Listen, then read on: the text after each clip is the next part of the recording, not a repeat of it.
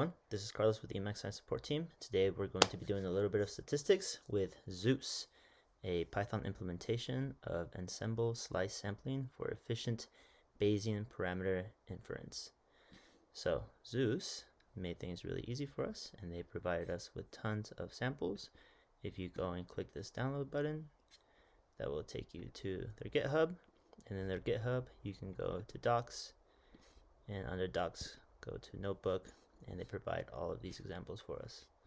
So we are going to run the fitting a model to data example. So here, what we're going to try to do is we will create some synthetic data and then try to fit a model to it using Zeus's MCMC. So first thing we're going to do is we will import all of the modules that we need. So NumPy, Matplotlib, IPython, and most importantly, Zeus. First thing we're going to do is we will create a Genitive probabilistic model, and in order to do that we will first need to define a straight line, as we do here. This is the popular y equals mx plus b or mx plus c, depending on where you're from.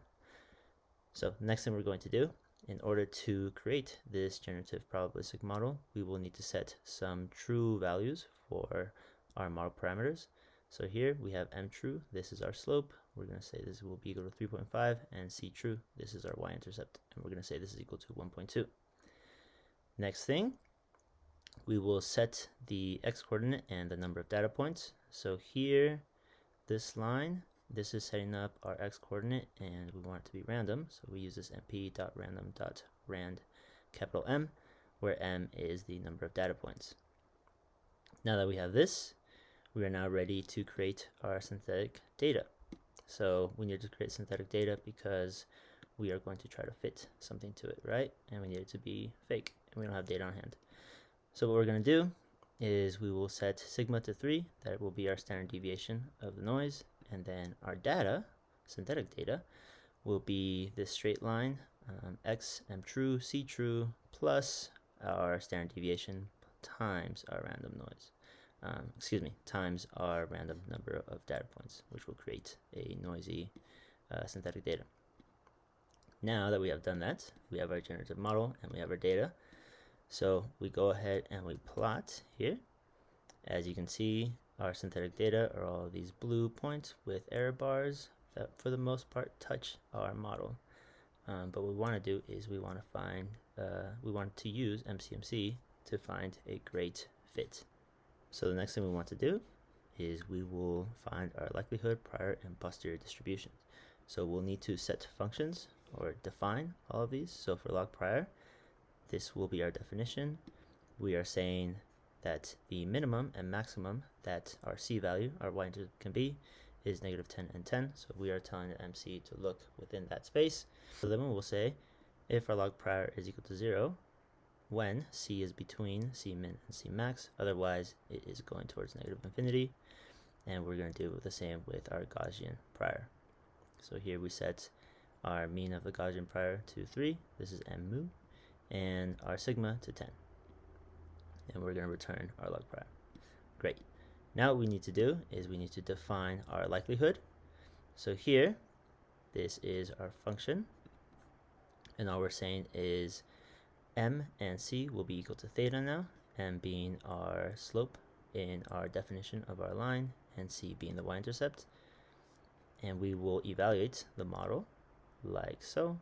We're saying straight line, this was the definition we said before, with our arguments inside, and we wanted to return the likelihood, which is this equation. Finally, we need to set up our definition for our log posterior. So the definition of log posterior is just your log likelihood probability density plus your log prior. So here, all we do is say return log prior theta plus log likelihood of theta, data, sigma, and x. Awesome. Now that we have our likelihood, prior and posterior distribution functions, as well as our synthetic data and our model, now we can start playing with Zeus. So we want Zeus to sample from the posterior distribution, right? So all we need to do is just write a few lines of code. The big one is right here. So we're going to use the sampler is equal to zeus.ensemble sampler. And as you can see, there's a couple arguments that it takes in. So we will define those up here. We have a number of walkers that will be 10. The number of steps will be 2000, and the number of dimensions will be 2.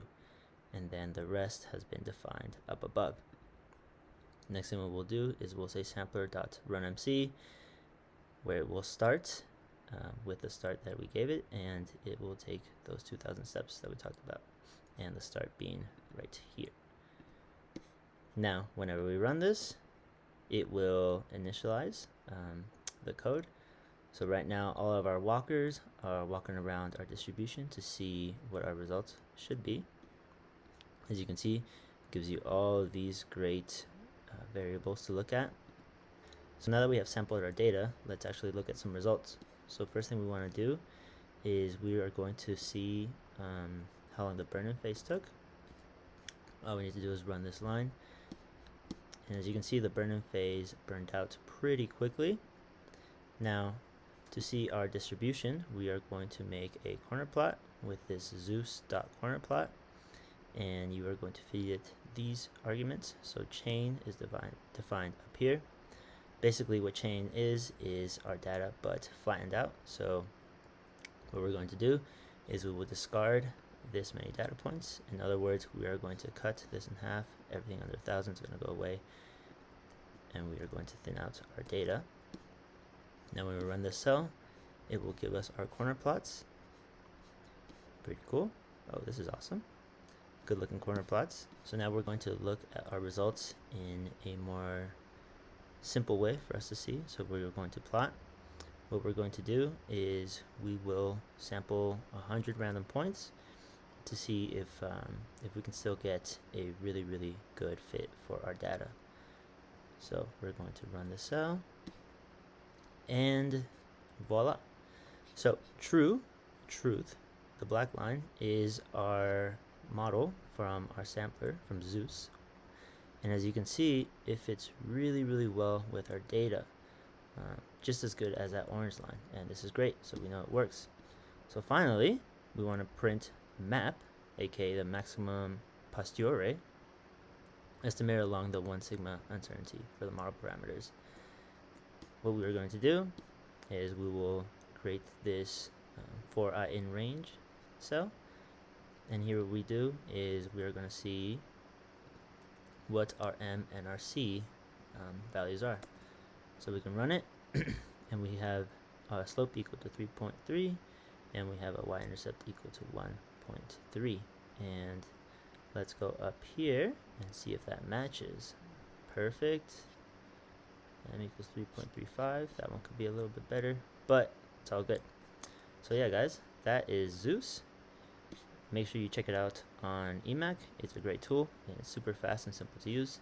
Even though the example we looked at was very simple, you can definitely apply this to something, you know, much more complex, like the data y'all are looking at.